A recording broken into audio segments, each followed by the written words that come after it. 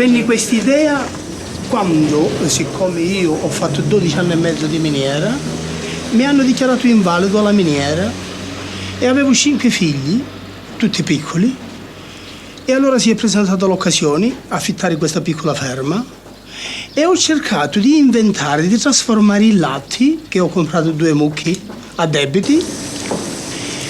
Mi venne l'idea di trasformare il latte e di valutarlo sempre in più. Allora incominciai a trasformare il latte in formaggi e ho incominciato proprio qui. Adesso che ha preso un po' di estensioni, abbiamo fatto fare dei caldai a vapori. Se a quel tempo lavoravo 500 litri di latte, oggi si possono lavorare 5.000. Quella è la nostra forza, che possiamo fare questi prodotti giornalmente, e siccome in Belgio le distanze sono piccole, il giorno dopo possiamo già essere dal consumatore. Però sul mercato belga ci siamo affermati abbastanza bene con questi prodotti. Ça remémore des moments de mon enfance dans lesquels la famille était autour d'un projet nouveau. Je connais comme ça les origines vraiment de l'activité qu'on essaye de continuer aujourd'hui sur le territoire.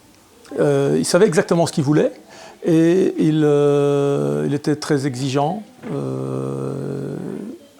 Je me souviens de lui comme une personne enthousiaste qui avait beaucoup d'amis, qui aimait profondément les gens, mais qui savait vraiment ce qu'il voulait au niveau de son travail. Oui, ben c'est du travail, beaucoup de travail, hein, de l'abnégation. En fait, mon grand-père n'a pas eu le choix, hein, de devoir quitter la mine. Il n'avait pas trop le choix d'y aller non plus. Et puis, il a transmis cette valeur travail à ses enfants et à ses petits-enfants. Et on essaye de faire la même chose avec nos enfants aussi.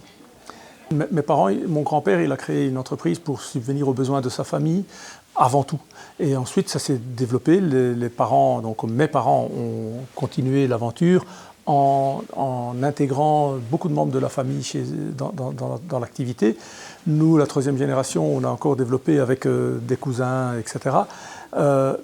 Mais ce que je remarque le plus, c'est que pour qu'on essaye d'aller de l'avant, il faut être exigeant et bienveillant. C'est ce qu'on est avec nos enfants. Donc pourquoi ne pas l'être avec le reste du monde? Allons-y. Moi, ce qui me porte beaucoup, c'est la cause féminine, évidemment, là-dedans. Parce que c'est 3 générations d'hommes et qu'on est la 4e génération, donc les premières femmes apparentes dans un monde italien. N'oublions pas que c'est une culture très macho et donc c'est notre challenge au quotidien. Mais on sait se faire entendre, on a la place pour être entendu également. On nous laisse cette place et c'est super précieux pour nous. Et puis on fait le plus beau métier du monde, on le dit souvent avec ma cousine. Dire la nourriture italienne, représenter ça tous les jours, représenter l'Italie, c'est notre plus grand honneur quotidien. Aujourd'hui, on est pas loin de 200, 195 personnes. On a 4 points de vente et on est surtout distributeur à travers tout le pays, mais on traverse les frontières vers le nord, vers le sud et vers l'est. Dommage qu'à l'ouest, c'est la mer. Donc on est représentatif de la gastronomie italienne. On veut être les ambassadeurs de la gastronomie italienne en Belgique. Sur les 14 enfants, aujourd'hui, il y en a 6 qui sont actifs dans l'entreprise. L'avenir devrait être assuré, bien entendu. Oui. C'est le plus grand espoir que moi j'ai, c'est qu'ils puissent prendre du plaisir, et ça, c'est la première chose, à réaliser le mieux pour notre entreprise.